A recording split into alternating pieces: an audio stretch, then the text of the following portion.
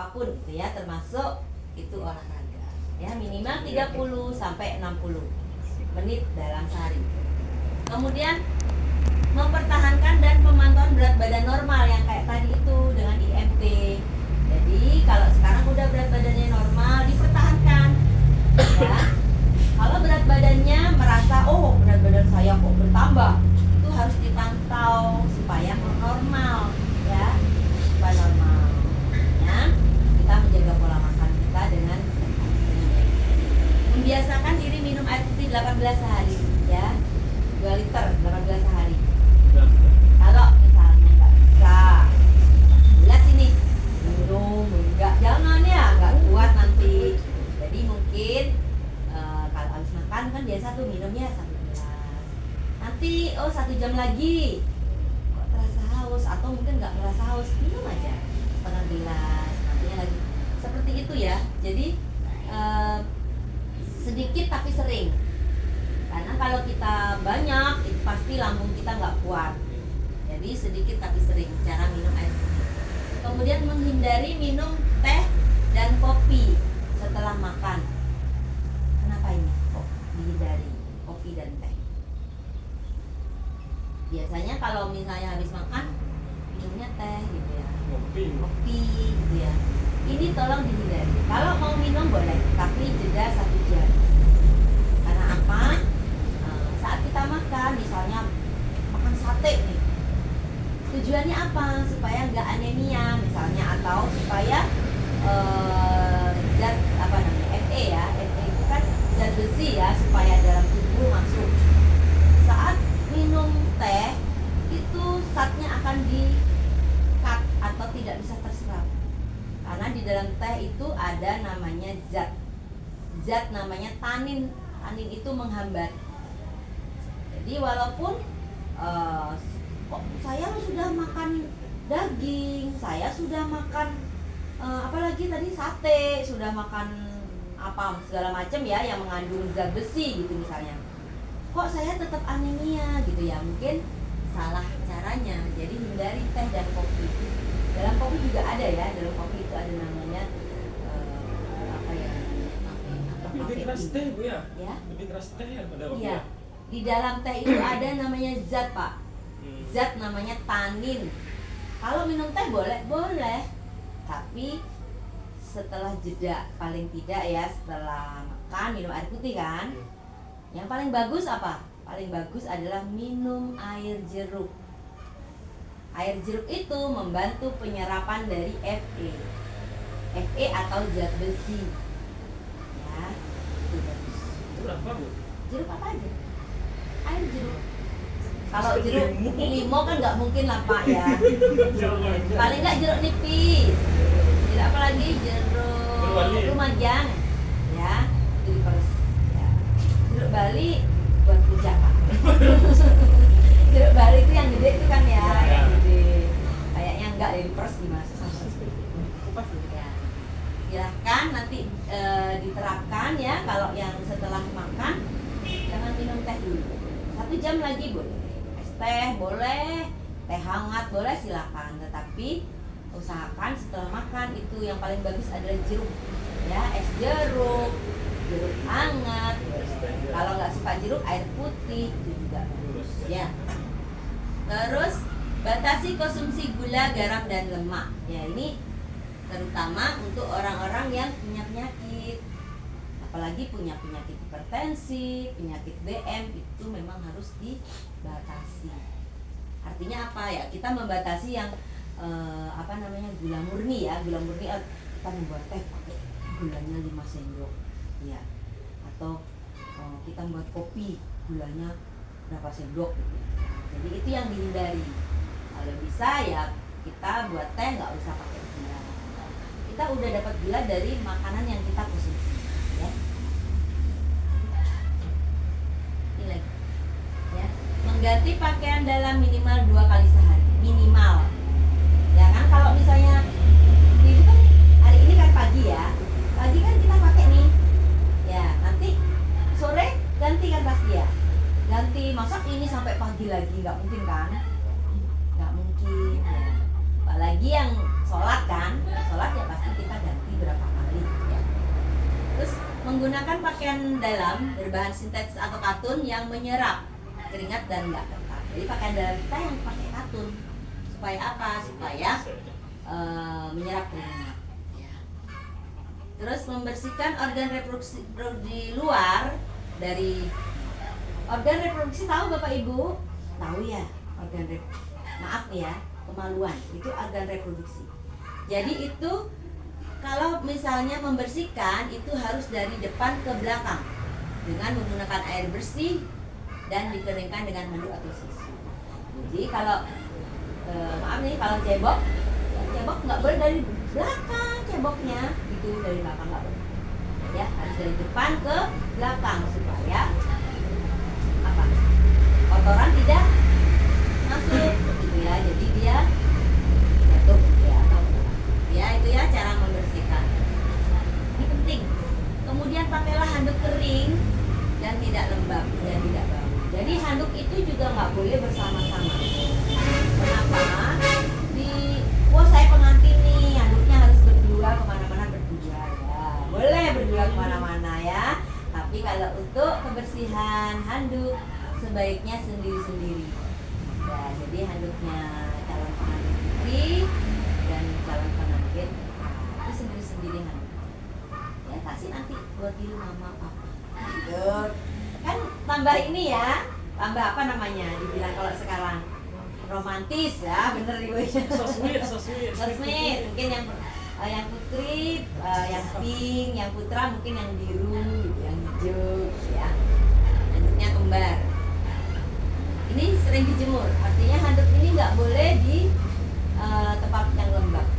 Ya, karena apa? Nanti ditakutkan ada kuman ya atau bakteri yang di dalam handuk itu bisa menyebabkan penyakit kulit ya, seperti gatal. Benar, panu. Nah, itu termasuk ya? Ya, itu termasuk.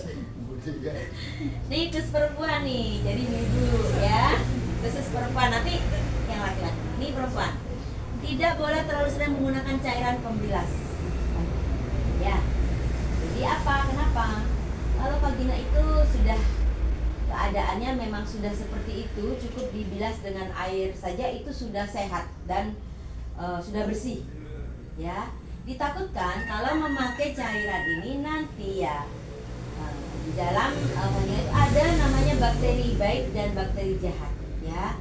Nanti bakteri jahat yang berkembang banyak karena dia ada namanya zat pembilasnya ini ya.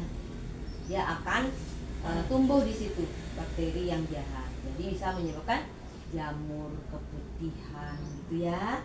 Jadi diharapkan tidak usah menggunakan ini ya, lebih baik ya pakai, kalau mau boleh pakai alami, pakai daun sirih rebus itu alami boleh.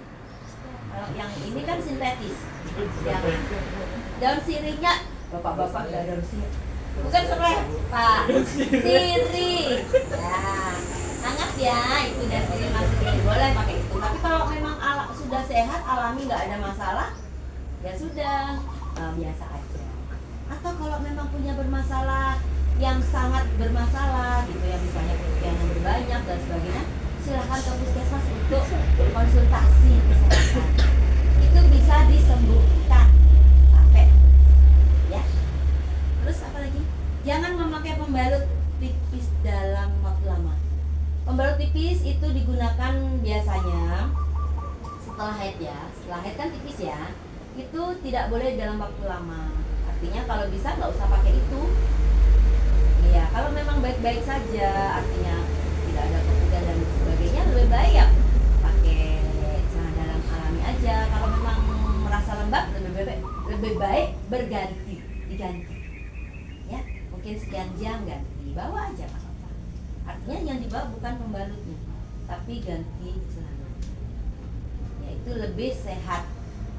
Ya, terus menggunakan pembalut bila menstruasi diganti paling lama 4 jam. Itu paling lama sudah ya. Dan setelah jadi setelah pipis atau dan sebagainya langsung diganti 4 jam. Itu paling lama 4 jam. Ya. Terus kemudian bagi perempuan yang sering keputihan, nah keputihan alami kan biasa ya, nggak apa-apa. Jadi kalau ini bapak ibu kan nggak tahu.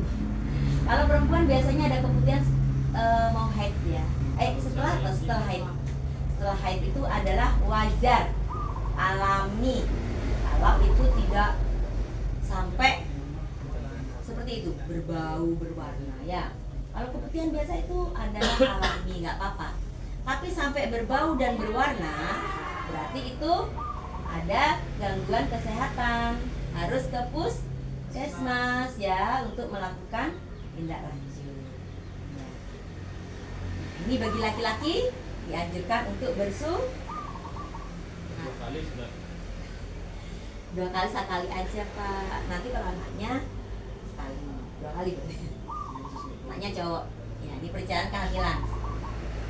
Ada yang tanyakan ibu-ibu, kalau bapaknya banyakan ibu ya tadi ya, bapaknya sedikit aja bersunat haji. Kurang dipahami nih masalahnya. Iya, ini perencanaan. Nanti calon pengantin kan berencana kan? Iya. Pasti akan berencana untuk kehamilan. Nggak mungkin saya menikah nanti nggak berencana ingin punya anak kan nggak mungkin kan. Pasti semua berencana ingin punya anak.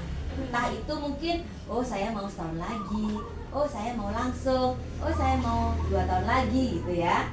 Pasti berencana semua direncanakan. Boleh Bu, ya boleh saja. Ya kan, itu adalah kesepakatan dari calon pengantin. Misalnya saya bersepakat mau punya anak lagi 5 tahun lagi Bu, nggak apa-apa, boleh. Ya boleh. Saya mau punya anak langsung Bu, boleh, bagus. Atau Bu, saya nggak ingin punya anak gitu karena saya entah apa ya alasan saya nggak ingin punya anak. Itu silakan karena itu kesepakatan ya. Nanti kita ini ya. Masa subur. Nah, ya ini perencanaan kehamilan. Nah, ya ini adalah masa subur. Cara menghitung masa subur ya. Nih. Cara menghitung masa subur. Ini contoh. Misalnya ibu ibu menstruasi di tanggal 1 ya. Mas nah, biasanya haid itu 7 hari ya kan? 7 hari maksimal lah biasanya sampai 9 hari lah ya, nggak mungkin sebulan kan. Nah, kalau sampai sebulan berarti ada gangguan kesehatan. Kalau puasa 1 bulan. Kenapa? Kalau puasa 1 bulan headnya. Haidnya nggak, maksudnya nggak haid 1 bulan. Biasanya haid terus nggak haid. Ini enggak ngerti masalahnya. Nggak, saya nggak paham pertanyaannya gimana. Lanjut. Kalau wanita yang subur artinya belum menopause itu pasti menstruasi. Ya, kalau menopause itu kan sudah tutup ya. Biasanya itu di atas usia 50 tahun udah pra-menopause ya. Ya. Jadi ini adalah calon pengantin nanti dilihat. Menstruasi pertama adalah tanggal 1 contoh ya. 7 hari menstruasi. Jadi tidak haid. Jadi tidak subur. Ya, tidak subur karena apa? Dia menstruasi. Ya gimana subur karena menstruasi ya. Kemudian hitung dari 7 hari itu 1, 2, 3, 4, 5, 6, 7, 8, 9, 10, 11, 12 itu adalah masa subur. Setelah menstruasi di hari ke-8, 9, 10 seterusnya sampai di hari ke-19 itu adalah masa subur. Tapi kadang-kadang di sini belum subur ya, ada ping-pingnya. Nah, ini juga belum. Tapi hati-hati juga ya, hati-hati. Kalau memang dia apa ya istilahnya ya, mempunyai ini biasanya di sini sudah bisa hamil gitu ya, bisa hamil.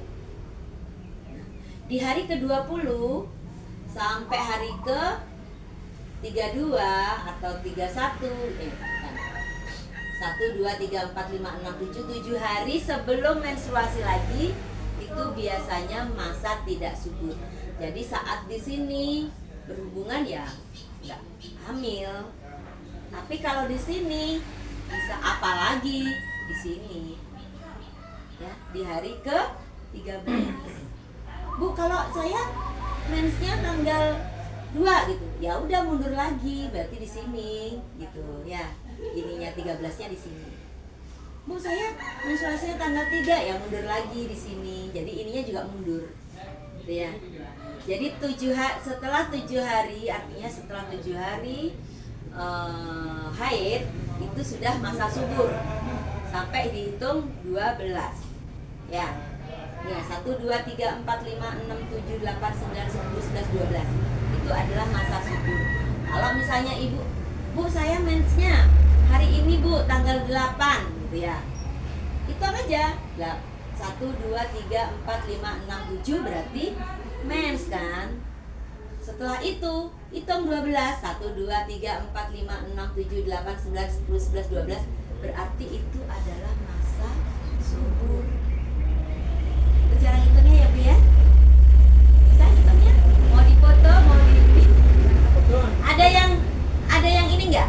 Ada yang menstruasinya tidak teratur? Kalau menstruasi nggak teratur nggak bisa pakai ini ya. Ini adalah untuk yang menstruasinya teratur, paling enggak maju mundurnya 1-2 hari aja. Misalnya sekarang dia menstruasi tanggal 1, besok ternyata tanggal 2, nggak apa-apa 1-2 hari ya. Ini untuk yang teratur. Tapi kalau yang nggak teratur, misalnya menstruasi tanggal 1, tiba-tiba menstruasinya tanggal 8, 9, itu sudah nggak teratur ya. Nggak bisa pakai ini. Jadi kalau nggak bisa gimana Bu? Ya nggak bisa pakai kalender. Ini kan sistem kalender kan. Jadi ini cara apa ya istilahnya ya? Cara KB sistem kalender. Ya biasanya banyak digunakan oleh tenaga kesehatan. Ya. Kalau ibu-ibu nanti kalau mau ini konsultasi boleh ke puskesmas untuk melihat masa subur saya di mana Bu? Iya boleh. Nanti konsultasi ke puskesmas walaupun kan belum ingin hamil gitu ya. Lalu konsultasi saya ke puskesmas mau konsultasi kesehatan. Ya, untuk melihat masa subur saya. Ini ya kalau jatin itu ya idealnya menikah itu di usia berapa? 20 ya minimal. Ada di sini yang di bawah 20? Ada? Semua ada? Ada ya? Sudah ya? Ada yang umur 35? Enggak ada? Enggak ada, yang ada ya? Tapi saya dulu telat. Artinya saya jangan diturun ya, jangan diturun. Jadi kenapa 20-35? Karena itu adalah masa ideal. Kalau di atas 35 udah resiko tinggi saat nanti akan melahirkan anak. Ya, karena organ-organnya sudah usia, jadi mungkin nanti tidak bisa melahirkan normal karena dia kenapa? Iya, bisa juga itu Pak, salah satunya nafasnya. Karena semakin usia itu apa Pak? Kondisi fisik kita sudah nggak fit lagi. Kalau yang muda-muda gini kan fit. Ya, jadi mau lahir normal bisa, tetapi kita juga nggak usah khawatir. Jadi kalau memang belum ketemu jodoh ya gimana, ya kan? Bisa melahirkan secara apa? Seksio, sesar. Saya dulu sesar semua. 3 kali punya anak ya? Saya? Ya. Saya 3 kali. Yang pertama abortus, artinya gugur saya. Kedua, jadi anak saya 2 aja. Tapi nggak usah khawatir ya, saya melahirkan anak pertama itu di usia 38 tahun. Anak pertama ya, karena ketemu jodohnya juga telat ya. Telat ya. Cerita ya. Dan saya anak curhat ya. Anak pertama itu saya 38 tahun. Saya alhamdulillah ya dikasih amanah. Sekarang umur berapa anaknya? Anak saya udah SMA. Saya nikah langsung kan gugur kan, yang gugur yang pertama, terus 3 bulan lagi saya dikasih rezeki lagi. Saya ini artinya saya jaga kan, kalau kemarin saya mungkin sibuk segala macam, saya jaga benar-benar ya alhamdulillah. Anak pertama cewek. Kemudian anak kedua lahir, saya melahirkan usia 43 tahun. Ya, awet ibu masih ya? Awet. Itu anak kedua. Sekarang anak saya kelas 6. Ibu umur berapa sekarang? Sekarang alhamdulillah sehat. Semoga sehat selalu. Saya sekarang sudah 54 tahun. Ih, awet tapi ya. Kirain masih umur 28 ya? Ya alhamdulillah. Nggak bisa dibohongin ya tapi umur ya. Umur nggak bisa dibohongin ya. Bener tadi Bapak bilang katanya cepet nafas Iya. gitu ya Pak ya. Kenapa? Pasti pada Tapi alhamdulillah Pak, saya lari. Jadi saya minggu itu suka lari saya. Itu ya, ya. yang rutin dengan Iya rutin, saya lari itu saya Biasanya minimal sekarang 5 kilo. kebanyakan sekarang soalnya Saya keliling kebanyakan lapangan itu males soalnya. 17 gitu. Lari saya, bukan jalan. Lari. Lari tapi pelan, bukan lari cepot gitu enggak, sprint enggak. Jadi alhamdulillah bisa. Kalau kita capek jalan bentar lari lagi. Karena Santai. olahraganya memang lari. Lari dari kenyataan enggak Bu ya? Insya Allah enggak, jangan. Kita lari olahraga Pak.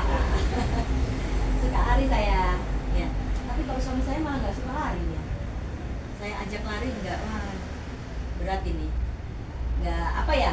Enggak selaras ya. Iya. Tapi saya paksa dia tanggal 17 besok harus nemenin saya lari. Ya. Tarik Saya aja mau Bu. lari saya nanti tanggal Lari aja deh, 17 Bu. itu ya apa namanya Eduran ya pernah tahu enggak ya yang dijigit Brana itu. Terus kemudian idealnya nih punya anak ideal berapa kurang dari 3 ideal jadinya maunya 2 mau 1 itu ideal ya. Kalau nggak punya anak gimana Bu, ideal nggak ya kayaknya enggak lah 1 2 3 itu ideal ya di situ. Kalau enggak punya anak tuh. Kalau 4 itu ideal. Di sana nggak disebutin ideal, tapi kalau mau 4 ya silakan, 5 silakan ya. Kalau sehatnya ya 3. Sehat itu berarti. Dari kesehatan. Terus jarak kehamilan 2 tahun. Itu idealnya. Ya jaraknya. Kalau mau berapa tahun boleh, karena kadang-kadang kan kita berpikir pendidikan anak ya. Iya. Pendidik anak. Kalau misalnya anak adiknya sekarang usia sekian.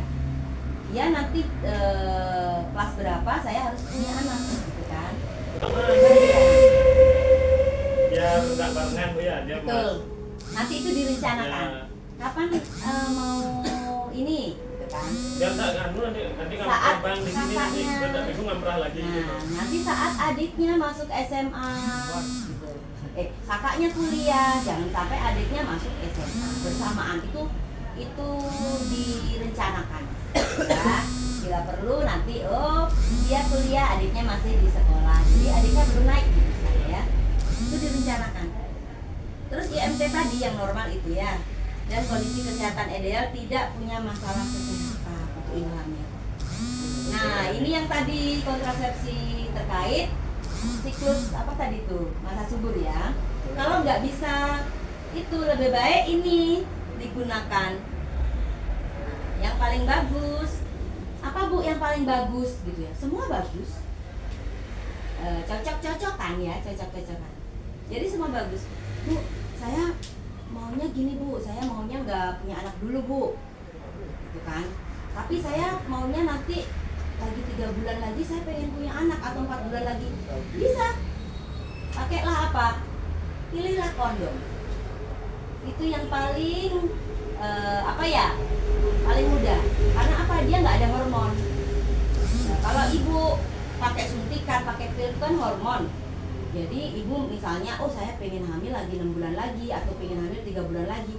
Kalau ibu pakai suntikan atau pil susah nanti. Artinya belum tentu saat 6 bulan lagi bisa punya anak. Karena itu kan hormon yang dimasukkan ke tubuh kita.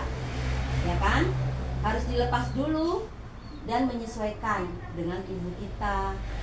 Jadi ya kalau misalnya bapak ibu pengen misalnya pengen punya anak lagi 2 tahun lagi gitu misalnya ya.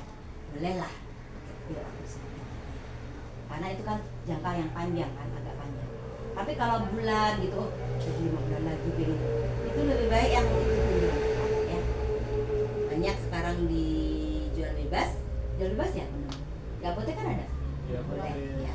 Bisa. Kalau di puskesmas nggak ada, kita nggak jual. Kalau puskesmas nggak. Terus yang jangka panjang ini biasanya nanti setelah calon pengantin punya anak misalnya 2 gitu ya. Ya, itu bisa pakai yang jangka panjang. Kalau saya udah jangka panjang karena kan usia saya nikahnya, saya punya anak kedua udah 43. Jadi ya sudah, saya pakai yang jangka panjang, konsultasi dokter juga. Jadi harus menggunakan jangka panjang dan saya yang pakai mana? Nggak ada di sini. NKJP. Saya NKJP yang ini apa tuh deh? Sudah tutup. Karena konsultasi dokter, karena saya waktu hamil itu hiperemesis berat. Jadi kehamilannya itu selalu masuk rumah sakit saya. Ya, apa hidamnya keras? Ya, itu namanya hiperemesis berat. Hidamnya keras. Hiperemesis itu kan awal ya. Awal. Itu berat, jadi opnam terus, opnam. Khawatirkan nanti karena udah usia, dokternya juga ya sudah butuh. Kalau saya nggak gitu bisa punya anak lagi loh nanti. Sebelum menopause ya, kalau menopause kan udah nggak bisa. Udah nggak bisa punya anak lagi kalau menopause. Sudah ini ya, bisa nanti ini dikonsul sama kesehatan ya. Yang mana mau dipakai, yang mana gitu ya. Boleh, nggak apa kan? Kalau sudah catin kan boleh konsulnya. Terus oh sudah selesai, persiapkan pernikahanmu. Jadi ada yang ditanyakan? Oh iya, silakan. Silakan ditanyakan. Gak apa-apa. Gak apa-apa ditanyakan mumpung di sini. Nanti kalau kan semua juga sama, calon pengantin kan, artinya ini sama. Mungkin masalahnya juga nanti sama. Ada yang ditanyakan mungkin terkait apa tadi? Makanan, gizi, terus kemudian penyakit. Pas Bu? Ya? Pas ya, sambil jalan ya. Lagi satu materi nih, dan nggak bosen ya. Ya. Nanti sambil dipikir-pikir apa sih yang mau ditanyakan gitu ya. Lagi satu adalah stunting. Ya, ini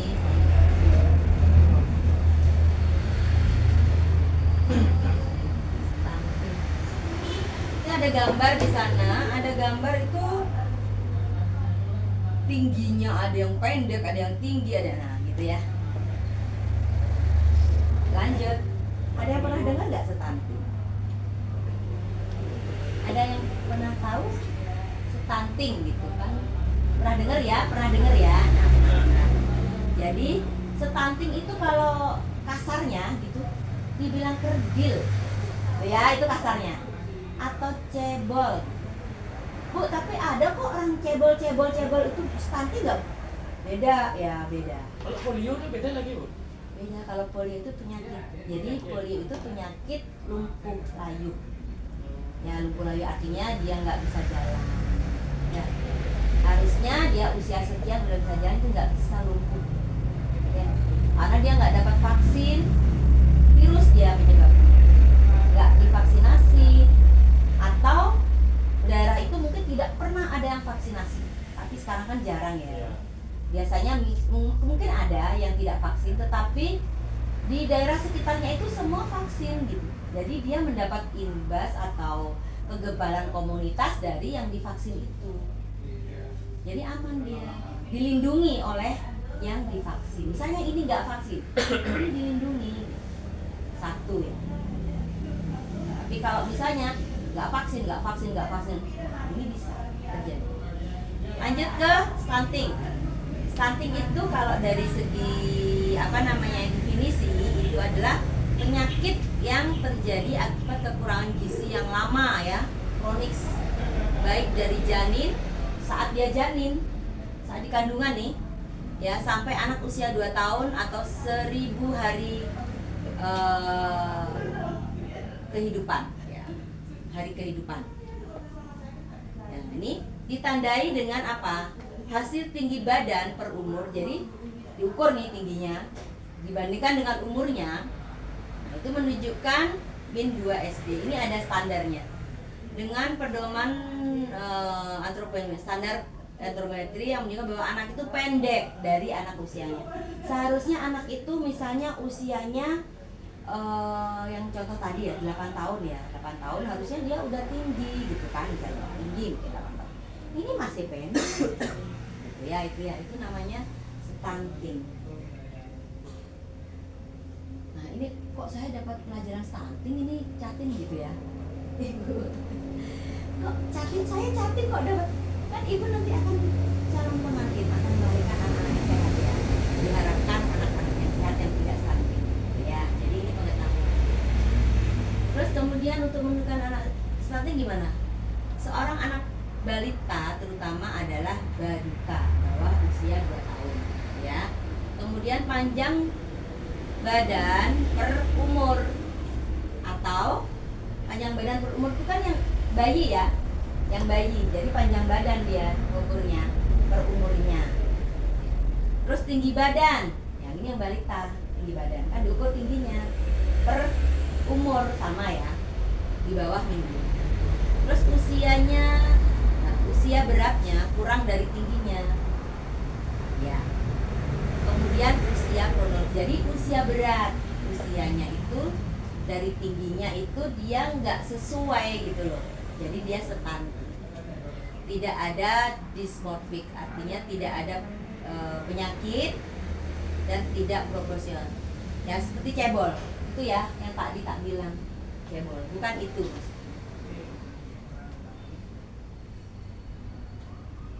Nah, strateginya gimana supaya nggak stunting nih ya? Jadi harus pemberian konsumsi yang benar pada saat nanti punya anak. Ya, makannya harus yang benar. Kemudian polanya juga harus benar. Pola makan itu seperti apa? Frekuensi gitu ya. Kalau pemberiannya asupannya, gizinya gitu ya. Terus kemudian pemantauan pertumbuhan. Jadi kalau sudah punya nanti anak, ibu jangan lupa harus ke posyandu.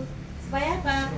Supaya dapat dipantau pertumbuhan ya, dan mendapatkan imunisasi di sana. Yang terdekat aja pilih ya nanti ya. Posyandu mana yang terdekat boleh dipilih. Terus aduh gak kelihatan nih pasti ya. Saya baca aja ya, gak kelihatan. Nah, jadi saya juga di depan nggak kelihatan, saya jelaskan di sini. Jadi untuk pencegahan stunting itu ada 5 pilar ya. Pilar, jadi ini nggak usah dibacakan saya. Nah, ini ada gizi spesifik, artinya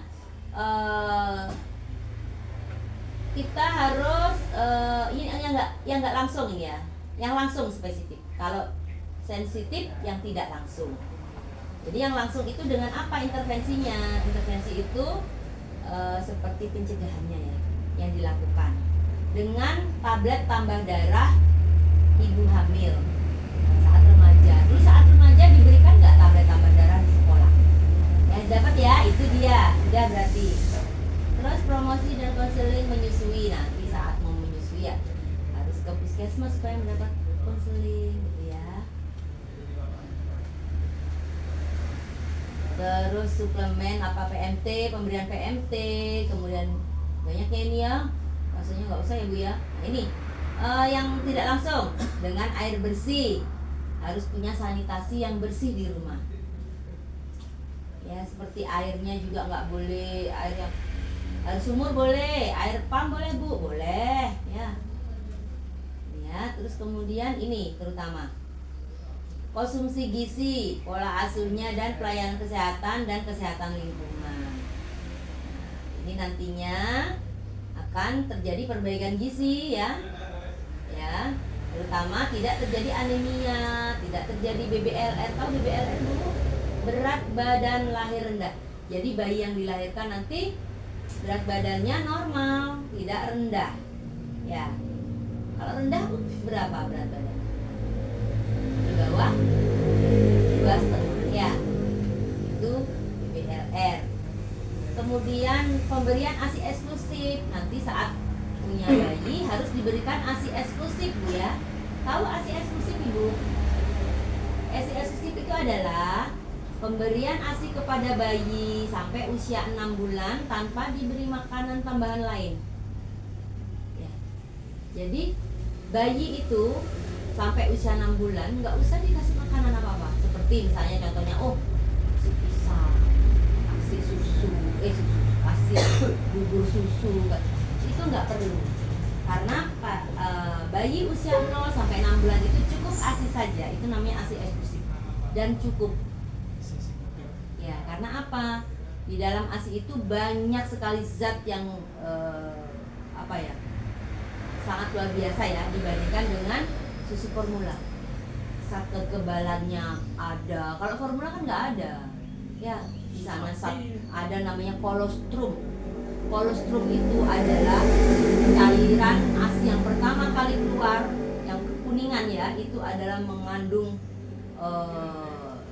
zat gizi yang tinggi untuk otak bayi. Jangan dibuang. Ya, nanti kalau misalnya ibu-ibu, calon ibu punya baby ya, ingat ya, kolostrum namanya, itu udah cair. Dibilang kotor enggak? Ibu dibersihin aja pakai air hangat. Ya, pakai wasla dengan air hangat ya, membersihkan, kemudian berikan langsung kepada bayi. Itu ada zat namanya kolostrum. Yang kekuningan itu mengandung zat gizi yang tinggi untuk bayi, kecerdasan otak dari bayi. Itu yang sering terlupakan. Kadang-kadang merasa itu kotor ya, kotor karena kuning, bukan. Itulah dia kolostrum namanya. Coba nanti ibu search ya, bapak juga.